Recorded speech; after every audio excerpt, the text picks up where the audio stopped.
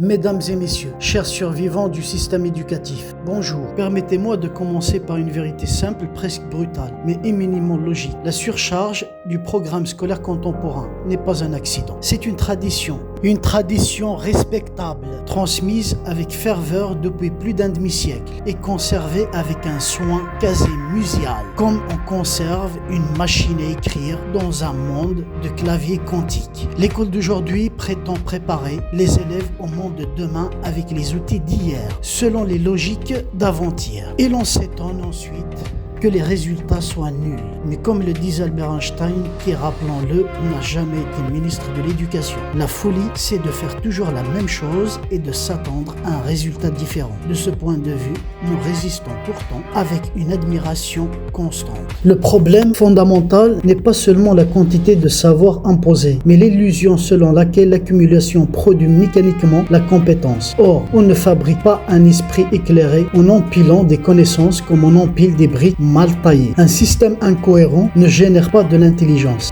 Il génère de la fatigue, de la confusion et parfois une profonde aversion pour l'apprentissage. Nous y sommes. Autrefois, la connaissance produite annuellement pouvait être contenue dans quelques bibliothèques poussiéreuses et pour les plus audacieux, sur un disque dur de taille modeste. Aujourd'hui, pendant le temps même où je vous parle, depuis que j'ai pris ce micro, la quantité de données scientifiques produites dans le monde atteint des chiffres si vertigineux qu'ils finissent par ressembler à notre ignorance collective, exceptionnelle, abyssale, presque poétique, pour dire. Face à cet océan de savoir, que faisons-nous? Nous jetons l'enfant à l'eau et nous lui reprochons de ne pas savoir nager. Pire encore, nous lui demandons de maîtriser toutes les nages simultanément, avant même qu'elle n'ait compris ce qu'est l'eau. Comme le dirait Pierre de Broche, on peut rire de tout, mais pas avec tout le monde. Et manifestement, on peut tout enseigner, mais pas à tout âge, ni de la même manière. Dans un monde où la littérature scientifique s'étale à l'infini, contraindre un enfant à se repérer sans boussole intellectuelle relève moins de l'éducation que du délit aggravé de pédagogie aveugle. Ce n'est pas former, c'est submerger. Ce n'est pas instruire, c'est noyer sous prétexte d'apprentissage. La solution, aussi choquante soit-elle pour les gardiens du temple scolaire, est pourtant évidente: repenser radicalement la transmission des savoirs, oser la spécialisation progressive dès le plus jeune âge. Non pas enfermer, mais orienter. Non pas réduire, mais approfondir. Faire de l'école non plus un entrepôt de connaissances périssables, mais une école source. Un lieu où l'on apprend à comprendre, trier, relier et exploiter le big data du savoir mondial. Former des esprits capables de naviguer intelligemment dans la complexité, plutôt que de réciter mécaniquement des fragments de vérité décontextualisés. Apprendre à chercher, plutôt qu'à stocker. À penser, plutôt qu'à restituer. Comme le disait Mark Twain avec une ironie toute pédagogique: je n'ai jamais laissé l'école interférer avec mon éducation. Et elle a bien raison. Mesdames et messieurs, il est temps d'admettre que l'école actuelle ne produit pas de mauvais élèves, mais qu'elle est elle-même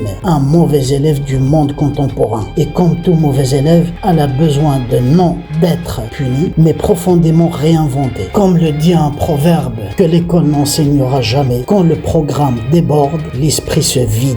Ou encore cette citation apocryphe attribuée à un professeur épuisé mais lucide: j'enseigne tout, donc ils ne comprennent rien, né des couloirs des établissements modernes. Et je peux vous donner aussi un autre proverbe: à vouloir remplir toutes les têtes, on oublie d'en former une seule. Et permettez-moi de conclure par cette maxime que je revendique pleinement: l'éducation n'est pas l'art de transmettre le maximum de savoir, mais celui d'éviter le maximum de naufrages intellectuels. Je vous remercie.